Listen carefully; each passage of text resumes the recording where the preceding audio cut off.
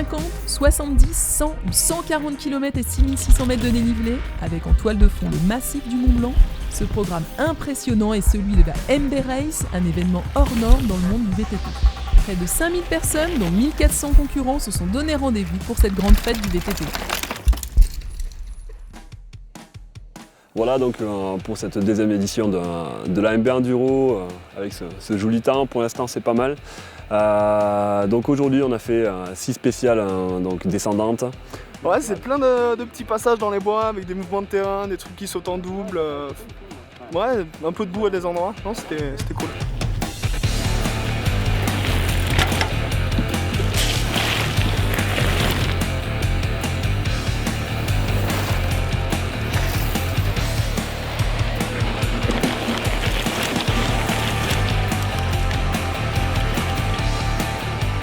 Donc du changeant par rapport à l'an dernier. C'est vrai qu'on utilise le domaine des portes du Mont Blanc, qui pour nous est très important. On a fait des spéciales plus longues que l'an dernier, plus techniques. Et entre les coureurs, ce qui est bien, c'est que c'est une course où il y a encore une bonne ambiance, où il n'y a pas trop d'enjeux quelque part. Et du coup, on a une super bonne ambiance entre les pilotes, et puis ça c'est vraiment sympa, quoi. Ah, je vais rien lâcher, il faut que je le double encore une fois, Thibaut.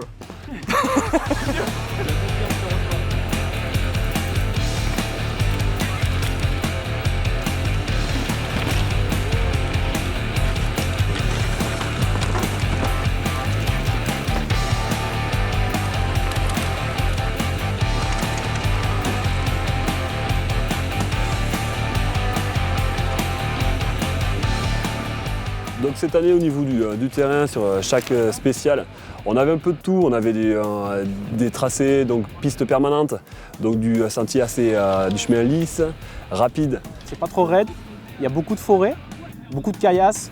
Et ici, je dois dire, c'est sympa pour ça, c'est qu'on a vraiment des chemins de qualité, des sentiers plutôt de qualité, avec la pente vraiment sympa pour tout le monde. Voilà, accessible. Beau temps, beau terrain, ça accroche, c'est tout ce qu'il faut pour être heureux.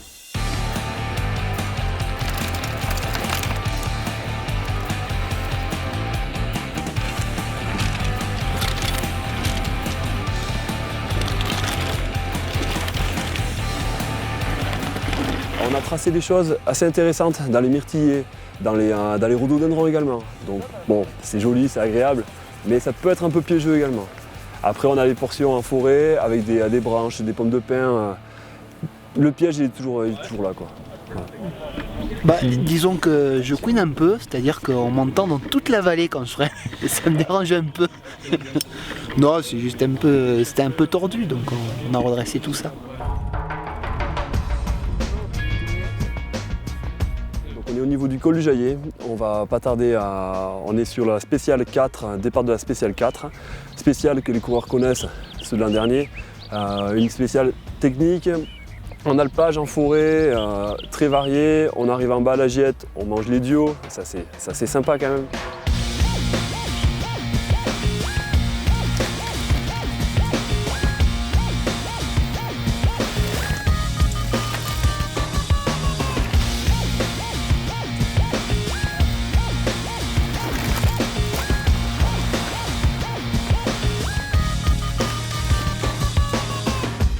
Clairement, l'année prochaine c'est clair. Je fais deuxième l'année dernière, je fais premier cette année. J'ai essayé de rester, ça va être difficile, mais je vais essayer de rester à ce stade-là. Mais non, c'est clair, je reviens l'année prochaine, c'est sûr. Et ensuite, le show de fin de journée, alors là on a été agréablement surpris parce qu'on a eu vraiment beaucoup de monde. La MB Street avec un parcours de 400 mètres dans les ruelles de Megève. Et là ça a été le show, la fin de journée, on s'est vraiment bien amusé, les coureurs se sont bien amusés et ça a mis l'ambiance.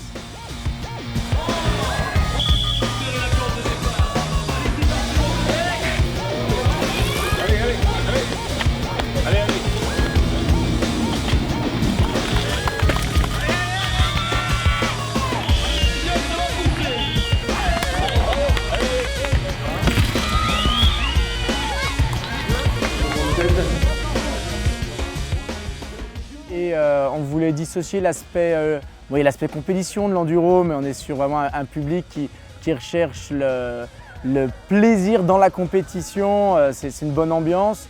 L'aspect aussi pour les jeunes, l'aspect street très festif.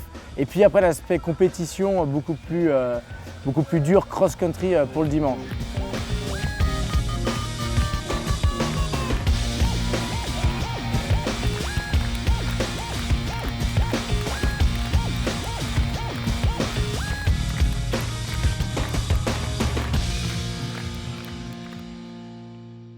Une journée de folie, hein. Ça a commencé ce matin à 6 h avec le départ de l'ultramarathon 70-140 depuis Combloux. Un départ sous un ciel bleu magnifique. C'est vrai qu'on avait le Mont Blanc en toile de fond, c'était quelque chose d'extraordinaire. Et puis des coureurs tous avec la banane, c'était un moment magique, un moment comme on les aime en tant qu'organisateur.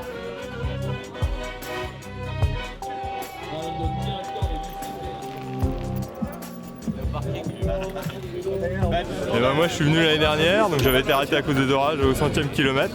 Donc cette année on retente sur le 140. Lors de la première édition, sur l'ultramarathon qualifié comme la course la plus difficile au monde, un seul coureur était arrivé au bout des 140 km.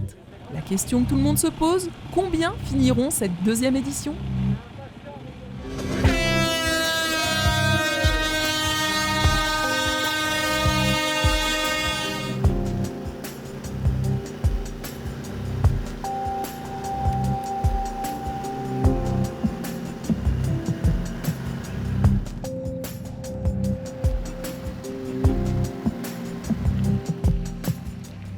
J'avais pas de bonnes sensations. Dès le départ, j'ai senti que c'était pas un grand jour et j'ai dû m'accrocher dès la première montée.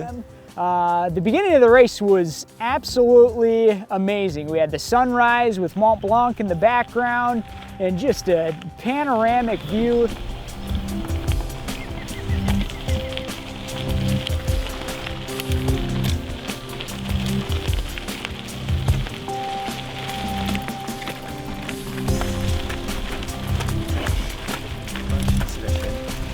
J'ai passé une vitesse, j'ai forcé à entrer dans l'an et voilà, résultat. Ah, la route est longue. Il faut juste pas stresser, quand on voit les autres concurrents qui passent, ça fout un peu les boules.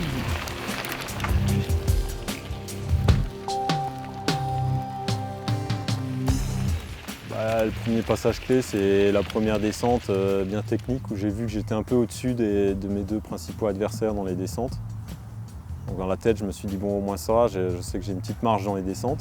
Les montées durent assez longtemps, après je reviens à Jotimo parce que je suis plutôt un diesel, l'endurance, quand ça monte assez longtemps, que les autres commencent à lâcher un peu, moi je continue au même rythme. J'ai de la peine à monter haut dans les tours et puis d'avoir un gros rythme, quoi. So I felt good on the climbs. The descents were really wet and muddy, kind of like East Coast riding in the United States. The place I live is very dry, and so this wet mud and roots and stuff was challenging for me. It was also exacerbated a little bit by a couple of crashes. I crashed very early on at the top of the first climb. There's some deep cow tracks, I think, and I got stuck in one and I fell down. And I landed on a fence, and I looked at the fence and I thought, is that an electric fence?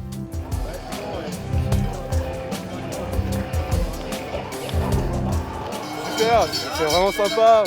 Un petit peu dur, mais bon, la descente était boueuse, mais vraiment c'est sympa, c'est génial. On a monté Combloux, jusque là on est redescendu. Mais non, je rentre à la maison, moi. Tout sauf ce qu'il faut, t'y crois? People ringing cowbells and allez, allez, allez, and it just it really gives you good energy and a good spirit, and so it's just a really cool experience. Really neat to get to see the country in this way, and just the French people were really supportive of me out there. It was very neat. Donc le nombre de participants, on a progressé de 25% là, par rapport à l'année dernière, donc c'est vrai qu'on est content. Surtout que c'est des participants qui viennent de plus en plus loin, hein, parce que là on avait quelqu'un qui venait de Taïwan, un Français mais demeurant à Taïwan, qui est venu spécialement pour l'événement. On a eu un Argentin, un Américain, un Canadien, toute l'Europe était représentée. Et pour nous c'est important parce que ça veut dire que notre événement, notre positionnement d'ultra-marathon fait parler et est attirant.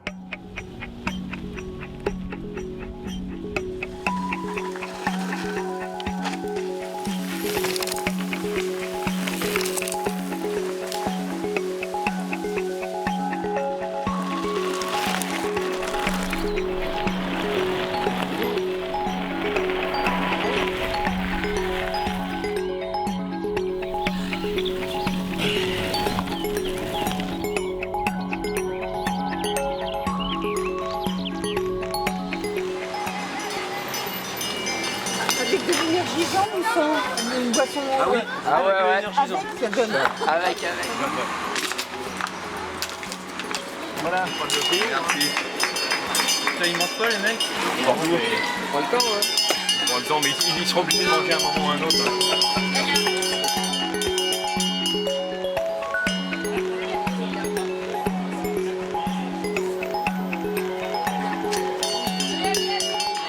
Ensuite, départ à 9h de Pras-sur-Arly pour la MB 50 km, avec pareil des coureurs aussi volontaires, aussi dynamiques, et toujours la même ambiance. 3, 2, 1, boum!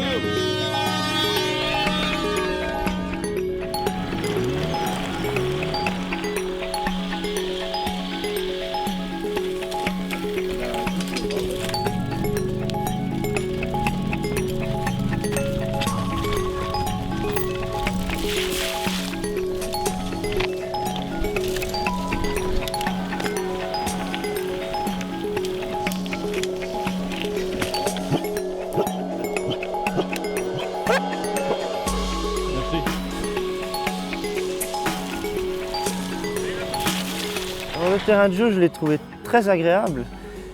D'une part avec le beau temps, et puis il y a quand même des descentes qui sont bien difficiles, surtout avec l'orage qu'il y a eu l'année passée, c'était quand même très gras, les racines mouillées, bien glissantes.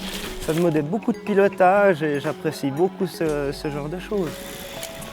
Très gras, mais bon, je m'en doutais vu l'orage qui est tombé hier soir. Et puis ça n'a pas loupé, il y avait des descentes très glissantes, beaucoup de passages en portage. Le vélo qui souffrait énormément avec des conditions comme ça, beaucoup de boue.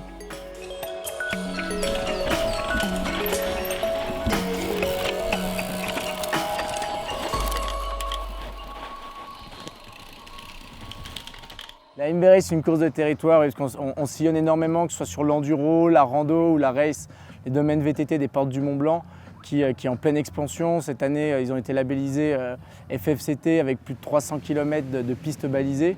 Donc ça, c'est un succès en collaboration avec la MB Race. La MB Race amène une partie de la logistique, eux amènent aussi une partie de la logistique. Donc ça, c'est vraiment un beau succès de collaboration. Et on a 14 communes traversées au total sur les 140 km et 2 départements. On fait un ravito technique, on va voir s'il s'arrête pour nettoyer le dérailleur et on va tout regresser la transmise. Arrête-toi, je te fais la transmise et tout. Je suis un peu tombé, mais sinon ça va. Éclater le coude. Tu montes ta main. Non, c'est bon. Là on fait l'assistance technique. Pour lui, dans sa tête, il est parti en autonomie, donc il compte pas sur nous. Nous on est là, si souci, et puis pour qu'il nous voit et que ça lui donne du peps, lui dire qui est devant, qui est derrière, comment ça se passe. This is an amazing experience. When I heard about the race, I was attracted to it because it's in the mountains. You can see the atmosphere here is just incredible.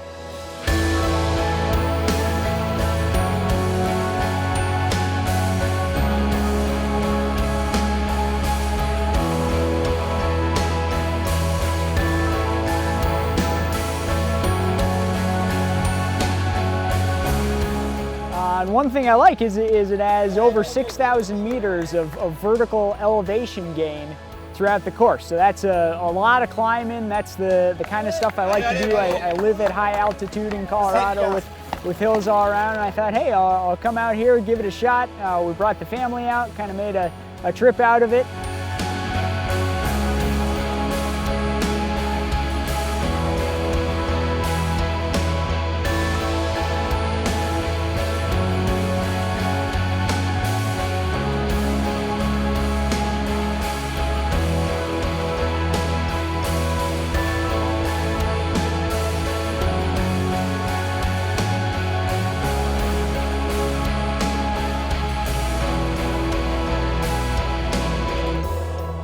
Le deuxième passage clé, c'est quand j'ai crevé au-dessus de Megève alors que j'avais 5 minutes d'avance. Donc là, déjà, le premier doute qui s'installe dans la tête. Heureusement, mon équipe a pu m'aider pour arriver à réparer relativement vite. Donc je suis parti encore toujours en restant en tête. À Megève, aux 70 km, j'avais les jambes lourdes, ça allait dur. J'ai eu de la peine un peu à repartir de la troisième bosse.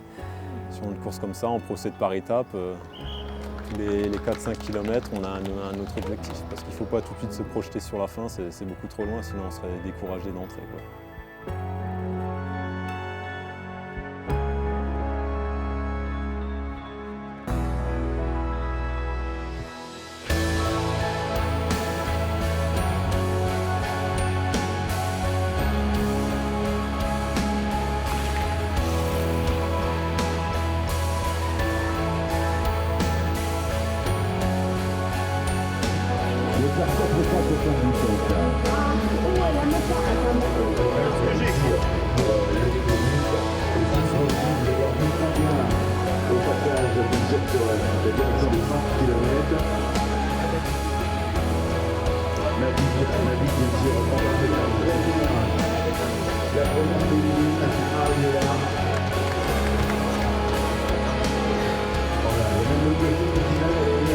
On a plus de 450 bénévoles sur le week-end de l'événement.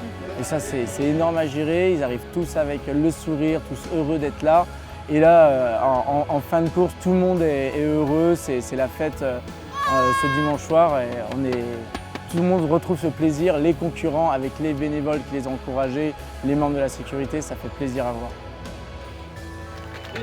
Après, le troisième passage clé, c'est le passage aux 100 km à Pras-sur-Arly où il faut arriver à se remotiver pour repartir et pas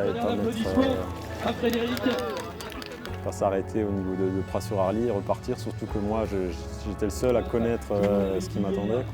C'était très très dur. Et puis en fait c'était pas la même chose, les jambes tournaient beaucoup mieux à Pras-sur-Arly et puis j'ai donc décidé de continuer. J'étais venu pour ça, pour le 140 km.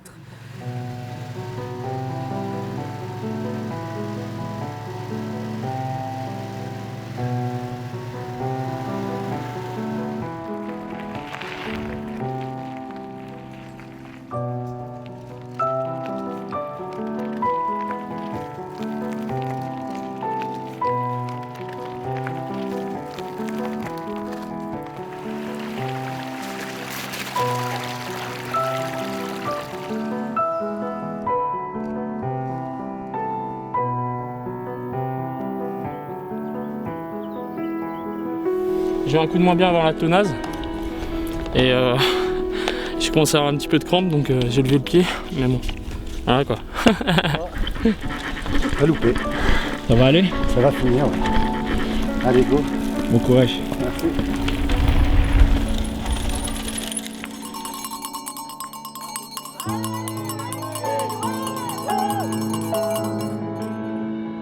Sur les 40 derniers kilomètres, ça débute par une montée vraiment interminable, très roulante, assez monotone.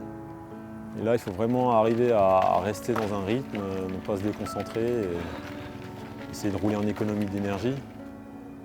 Et ce qui est dur, c'est que sur la fin, ça se finit par des portages assez monstrueux, même à pied, on patine. Donc c'est vraiment dur. Et ensuite, sur la deuxième partie, c'est à profil plutôt descendant, mais il y a quelques descentes vraiment cassantes dans les racines. Donc là c'est pareil, au bout de 120 bornes, on n'est plus lucide, on n'a plus autant de force dans les bras. Et là il faut vraiment rester concentré, sinon la chute n'est pas loin. D'ailleurs 2-3 fois je me suis fait des frayeurs. D'autant plus que là, comme c'était bien mouillé sur les racines glissantes, parfois c'était vraiment chaud, quoi.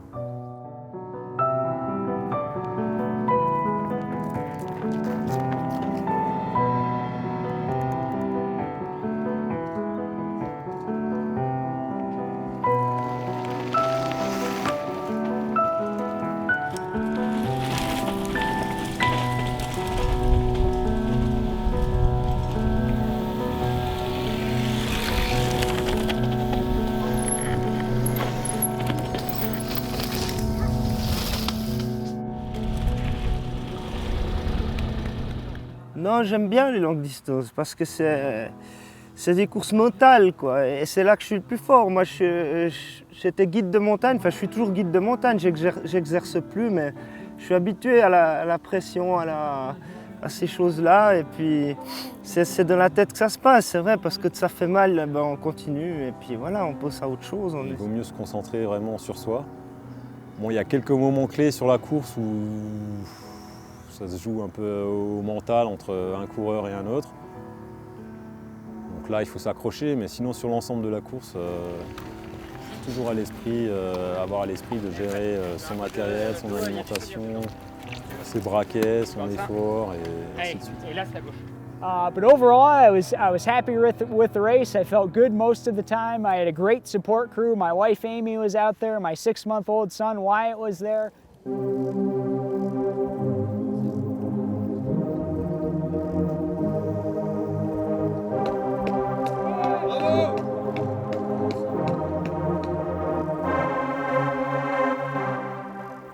L'ultramarathon a un gros moment d'émotion quand même sur la 140 parce que Fred Fesch, qui avait été le seul l'année dernière à finir, à vaincre, à passer avant les gouttes, vaincre la foudre, cette année a renoué. Il a eu un gros passage à vide avant le passage des 100 km.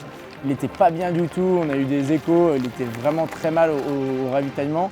Il a repris du poil de la bête et c'est vrai qu'il signe cette deuxième victoire. C'est son territoire ici, je pense, d'adoption. Et il s'est vraiment éclaté. Il y avait un Américain derrière, un Travis, qui le talonnait. Il savait qu'il n'était pas loin, qu'il pouvait se faire remonter. Mais il a résisté et ça a été un gros moment d'émotion ici, cette arrivée à Combloux, avec du public, avec du soutien. C'était quelque chose d'énorme.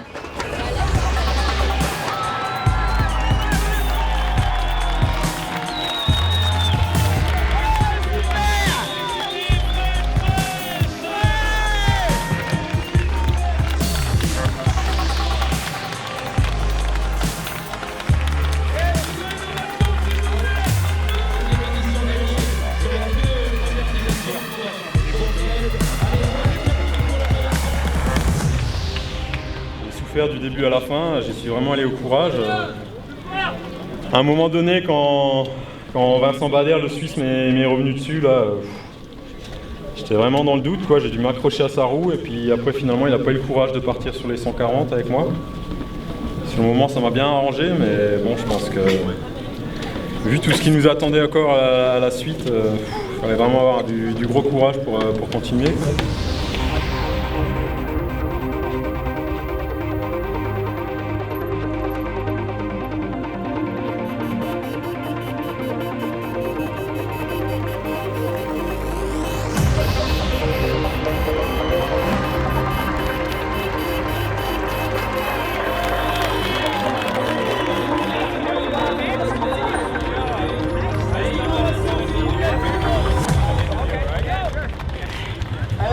One thing that I was thinking for the last half of the race, there's a race in Colorado called the Leadville 100. It's very well known 100-mile mountain bike race. And this is way more epic than the Leadville 100.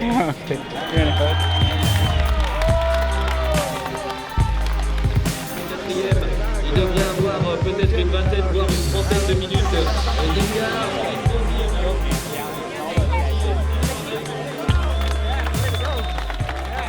Ouais, c'était un rêve de passionné, on va dire, hein, faire une course dure, une course où on surpasse, et puis une course qui met en valeur nos chemins d'ici parce qu'on a vraiment un territoire sur lequel on peut se permettre de faire un événement comme ça. On est sur une montagne, on va dire une montagne à vaches, il n'y a pas trop de pierriers, on a du sentier, du single technique, de la racine, du chemin très varié. Et c'est vrai que de se positionner sur de l'ultramarathon, qui est aujourd'hui une discipline qui est en vogue, on va dire, que ce soit en trail, que ce soit en VTT, d'être aujourd'hui l'événement, j'en parlais encore avec un coureur, hein, un événement les plus exigeants au monde en ultramarathon. C'est une fierté, oui en quelque sorte, mais c'est surtout une grande joie de pouvoir le faire. Et puis j'encourage chacun qui aime en tout cas les longues distances et puis le VTT bien technique à venir visiter ça l'année prochaine, ça vaut vraiment la peine. Très belle course.